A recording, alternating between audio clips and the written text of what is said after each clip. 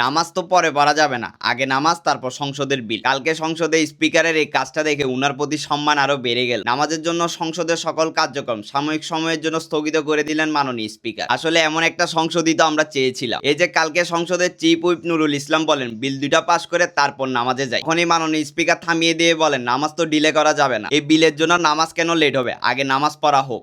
রাজনীতির ভিতরে যখন দিনকে প্রাধান্য দেওয়া হয়, সত্যি বলতে এই দৃশ্যটা আসলেই সুন্দর। এই সুন্দর আইতুল কুরসি ঘড়িগুলো পেয়ে যাবেন ইউলাইক শপে। আর তাদের এখন একটা স্টক ক্লিয়ারেন্স অফার চলতেছে, যে কোনো একটা আইতুল কুরসি ঘড়ি কিনলে এর সাথে পাবেন সুন্দর একটা বেল্টের আইতুল কুরসি ঘড়ি একদমই ফ্রি। শুধু এখানে শেষ না, সারা বাংলাদেশের ডেলিভারি চার্জটাও ফ্রি। তাদের পেজ ক্যাপশন এবং পিন কমেন্টে মেনশন করে দেওয়া আছে। তো আর দেরি কিসের, অফার শেষ হওয়ার আগে তাড়াতাড়ি অর্ডার করে ফেলো। আর হ্যাঁ, ফ্যাশন হোক ইমামের সঙ্গে। অন্যদিকে সংসদে দেখলাম মুজিবুর রহমান সংসদ সদস্য গাজীপুর 1 থেকে প্রধানমন্ত্রী তারেক রহমানকে শিশু মুক্তিযোদ্ধার স্বীকৃতির দাবি করেছে। সত্যি করে বলেন তো, আপনারা তখন জন্মগ্রহণ করলে কোন মুক্তিযোদ্ধা হতেন? আমি মনে করি এসব চাটুকার লোকের জন্যই প্রধানমন্ত্রী তারেক রহমানের রেপুটেশন নষ্ট হয়। এসব লোক থেকে যতই দূরে থাকা যায় ততই মঙ্গলজনক। এদিকে এনসিপিতে যোগ দেওয়ার গুঞ্জন উঠেছে রুমিন ফারহানা, শীঘ্রই আসতে পারে অফিসিয়াল নোটিশ। যদি সত্যি রুমিন ফারহানা এনসিপিতে যোগ হয়, তাহলে এনসিপির লাভ হবে নাকি লস হবে? আপনাদের মতামত কমেন্টের মধ্যে জানান।